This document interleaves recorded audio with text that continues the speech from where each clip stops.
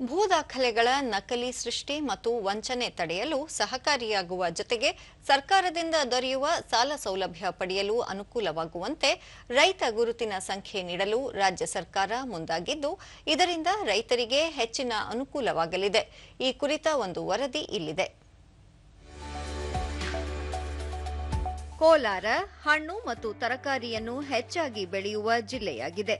ರೈತರಿಗೆ ಅನುಕೂಲ ಕಲ್ಪಿಸುವ ಉದ್ದೇಶದಿಂದ ರಾಜ್ಯ ಸರ್ಕಾರ ರೈತ ನೋಂದಣಿ ಮತ್ತು ಏಕೀಕೃತ ಫಲಾನುಭವಿ ಮಾಹಿತಿ ವ್ಯವಸ್ಥೆ ಫ್ರೂಟ್ಸ್ ತಂತ್ರಾಂಶವನ್ನು ಅಭಿವೃದ್ಧಿಪಡಿಸಿದ್ದು, ಈ ತಂತ್ರಾಂಶವನ್ನು ಭೂಮಿ ತಂತ್ರಾಂಶದೊಂದಿಗೆ ಜೋಡಣೆ ಮಾಡಲಾಗಿದೆ. ರೈತ ಗುರುತಿನ ಚೀಟಿ ಮಾಡಿಸಿಕೊಳ್ಳುವುದರಿಂದ ವಿವಿಧ ಸಾಲ ಸೌಲಭ್ಯ ಪಡೆಯಲು ನೆರವಾಗಲಿದೆ. ರೈತರು ಪ್ರತಿ ಬಾರಿ ಸರ್ಕಾರಿ ಸೌಲಭ್ಯಕ್ಕೆ ಅರ್ಜಿ ಸಲ್ಲಿಸುವಾಗ ದಾಖಲೆಗಳನ್ನು ನೀಡಬೇಕಾಗುತ್ತದೆ. ರೈತ ಗುರುತಿನ ಸಂಖ್ಯೆ ಪಡೆಯುವುದರಿಂದ ಪ್ರತಿ ಬಾರಿಯೂ ದಾಖಲೆಗಳನ್ನು ಸಲ್ಲಿಸುವ ಅಗತ್ಯವಿರುವುದಿಲ್ಲ. ಫ್ರೂಟ್ಸ್ ತಂತ್ರಾಂಶ ರಾಜ್ಯದ ಭೂಮಿ ಪೋರ್ಟಲ್ನೊಂದಿಗೆ ಸಂಪರ್ಕ ಹೊಂದಿದೆ. ಇದರಿಂದ ರೈತರ ಜಮೀನಿನ ವಿಸ್ತೀರ್ಣ, ಬೆಳೆ ವಿವರ, ಮಾಲೀಕತ್ವದ ಮಾಹಿತಿ ಸೇರಿದಂತೆ ವಿವಿಧ ವಿಷಯಗಳು ಲಭ್ಯವಿರಲಿದೆ. ರೈತರು ಸರ್ಕಾರದಿಂದ ಸಹಾಯಧನ, ಸಾಲ, ಪರಿಹಾರ ಸೇರಿದಂತೆ ಇನ್ನಿತರ ಸೌಲಭ್ಯ ಪಡೆಯಲು ಪ್ರತಿ ಬಾರಿ ಪಹಣಿ, ಆಧಾರ್ ಕಾರ್ಡ್, ಬ್ಯಾಂಕ್ ವಿವರ ನೀಡಬೇಕಾಗುತ್ತದೆ. ಇದನ್ನು ತಪ್ಪಿಸುವ ಉದ್ದೇಶದಿಂದ ರೈತರ ಸಮಗ್ರ ಮಾಹಿತಿಯುಳ್ಳ ಡಿಜಿಟಲ್ ರೂಪವನ್ನು ಸಿದ್ಧಪಡಿಸಿದೆ. ಕೋಲಾರ ಜಿಲ್ಲೆಯ ರೈತರು ಈಗಾಗಲೇ ತಮ್ಮ ಆರ್ಟಿಸಿ ಆಧಾರ್ ಸಂಖ್ಯೆ ಹಾಗೂ ಇನ್ನಿತರೆ ದಾಖಲೆಗಳನ್ನು ನೀಡಿ ಫ್ರೂಟ್ಸ್ ತಂತ್ರಾಂಶದಲ್ಲಿ ನೋಂದಾಯಿಸಿಕೊಂಡಿದ್ದಾರೆ. ಈಗಾಗಲೇ ಸುಮಾರು 1,50,000 ಜನರು ನೋಂದಣಿ ಮಾಡಿಕೊಂಡಿದ್ದು, ರೈತರ ಗುರುತಿನ ಸಂಖ್ಯೆ ಮಾಡಿಸಿಕೊಂಡವರು 2.5 ಲಕ್ಷದಷ್ಟಿದ್ದಾರೆ. ಕೃಷಿ ಮಾತ್ರವಲ್ಲದೆ ತೋಟಗಾರಿಕೆ, ರೇಷ್ಮೆ, ಮೀನುಗಾರಿಕೆ ಇಲಾಖೆಗಳು ಒಂದೇ ವೇದಿಕೆಯನ್ನು ಬಳಸಲು ಸಹಕಾರಿಯಾಗಲಿದೆ. ರೈತರು ಎಲ್ಲಾ ಯೋಜನೆಗಳನ್ನು ಒಂದೇ ವೇದಿಕೆಯಲ್ಲಿ ಪಡೆದುಕೊಳ್ಳಲು ಫ್ರೂಟ್ಸ್ ತಂತ್ರಾಂಶ ನೆರವಾಗಲಿದ್ದು, ಇದರಿಂದ ರೈತರಿಗೆ ಸರ್ಕಾರದಿಂದ ಸಾಲ ಸೌಲಭ್ಯ ಪಡೆಯಲು ಸಹಕಾರಿಯಾಗಲಿದೆ. ದೂರದರ್ಶನದೊಂದಿಗೆ ರೈತ ಅರುಣ್ ಕುಮಾರ್, ಗುರುತಿನ ಚೀಟಿ ಪಡೆಯುವುದರಿಂದ ಹನಿ ನೀರಾವರಿ ಸೌಲಭ್ಯ ಪಡೆಯಲು ಅನುಕೂಲವಾಗಿದೆ. ಜೊತೆಗೆ ಕೇಂದ್ರ ಸರ್ಕಾರ ನೀಡುವ ಪಿಎಂ ಕಿಸಾನ್ ನಿಧಿಯ ಪ್ರಯೋಜನ, ಬೆಳೆ ವಿಮೆ ಸೇರಿದಂತೆ ವಿವಿಧ ಸೌಲಭ್ಯ ಪಡೆಯಲು ನೆರವಾಗಲಿದೆ ಎಂದರು. ನಮ್ಮ ಅಪ್ಪ 4 ಎಕರೆ ಇರೋದ್ರಿಂದ ಈ ಡ್ರಿಪ್ಸ್ ಎಲ್ಲ ನಾವು ಫ್ರೀ ಆಗಿ ಕೊಟ್ಟರು ಗೌರ್ಮೆಂಟ್ನಿಂದ.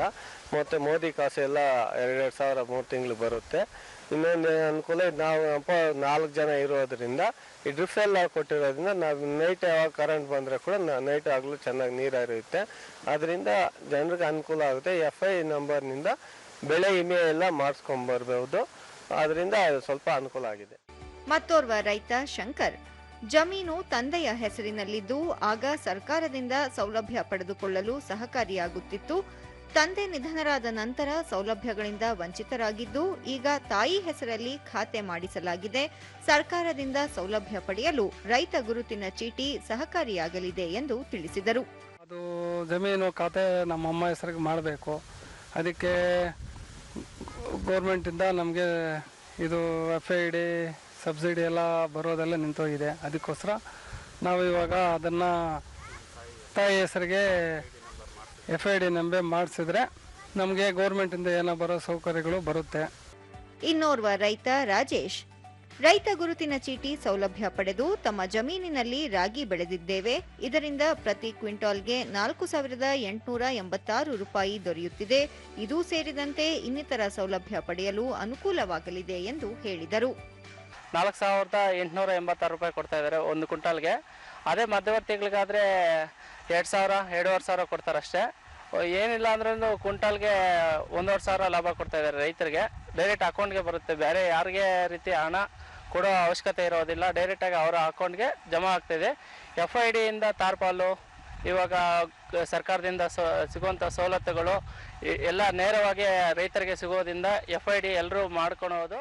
ಕೃಷಿ ಇಲಾಖೆ ಜಂಟಿ ನಿರ್ದೇಶಕರಾದ ಜಾವಿದಾ ನಸೀಮಾ ಖಾನಂ, ಫ್ರೂಟ್ಸ್ ತಂತ್ರಾಂಶದ ಮೂಲಕ ಗುರುತಿನ ಚೀಟಿ ಪಡೆದವರು ಆಧಾರ್ ಸಂಖ್ಯೆಯೊಂದಿಗೆ ನೋಂದಣಿ ಮಾಡಿಕೊಳ್ಳಬೇಕಾಗುತ್ತದೆ. ಕೃಷಿ ಸೇರಿದಂತೆ ವಿವಿಧ ಇಲಾಖೆಯಿಂದ ಸಾಲ ಸೌಲಭ್ಯ, ಸಹಾಯಧನ, ಬರ ಪರಿಹಾರ, ಬೆಳೆ ವಿಮೆ, ಕೃಷಿ ಪರಿಕರ ಪಡೆಯುವುದು ಸೇರಿದಂತೆ ವಿವಿಧ ಸೌಲಭ್ಯ ಪಡೆಯಲು ನೆರವಾಗಲಿದೆ ಎಂದರು. ಏನು ನಮ್ಮ ಇಲಾಖೆಯಿಂದ ಅಥವಾ ಬೇರೆ ಇಲಾಖೆಯಿಂದ ಏನು ಸ್ಕೀಮ್ಸ್ ಬರ್ತಾ ಇದೆ, ಬರ ಪರಿಹಾರ ಆಗಲಿ, ಬೆಳೆ ವಿಮೆ ಆಗಲಿ, ಮತ್ತು ಏನು ಕೃಷಿ ಪರಿಕರಗಳು ತಾವು ರೈತ ಸಂಪರ್ಕ ಕೇಂದ್ರಗಳಿಂದ ಪಡ್ಕೊಳ್ತೀರಾ, ಆಮೇಲೆ ನಿಮಗೆ MSPಗೂ ಕೂಡ ಇದು ರಾಗಿ ಪ್ರೊಕ್ಯೂರ್ಮೆಂಟ್ ಮಾಡ್ಕೊತಾರಲ್ಲ, ಅಲ್ಲೂ ಕೂಡ ಫ್ರೂಟ್ ID ಇದ್ರೇ ಅದು ಪ್ರೊಕ್ಯೂರ್ಮೆಂಟ್ ರಿಜಿಸ್ಟ್ರೇಷನ್ ಮಾಡ್ಕೊತಾರೆ. ಸೊ ಈ ರೀತಿ ನಮ್ಮ ಇಲಾಖೆಯಿಂದ ನೀವು ಯಾವುದೇ ಒಂದು ಯಾಂತ್ರೀಕರಣ ಆಗಲಿ, ಲಘು ನೀರಾವರಿ ಘಟಕಗಳಾಗಲಿ, ಯಾವುದೇ ಒಂದು ನೀವು ಸೌಲಭ್ಯಗಳನ್ನ ಪಡ್ಕೋಬೇಕಾದ್ರೆ ಕೃಷಿ ಹಾಗೂ ಕೃಷಿಯೇತರ ಇಲಾಖೆಗಳಿಂದ ನೀವು ಕಡ್ಡಾಯವಾಗಿ ಫ್ರೂಟ್ಸ್ ID ಹೊಂದಿರ್ಬೇಕು. ಒಟ್ಟಾರೆ ರೈತ ಗುರುತಿನ ಚೀಟಿಗೆ ನೋಂದಣಿ ಮಾಡಿಕೊಳ್ಳುವುದರಿಂದ ಅನ್ನದಾತರಿಗೆ ಸರ್ಕಾರದ ಸೌಲಭ್ಯಗಳು ಸುಲಭವಾಗಿ ದೊರೆಯುವಂತಾಗಲಿ ಎಂಬುದು ನಮ್ಮ ಆಶಯ.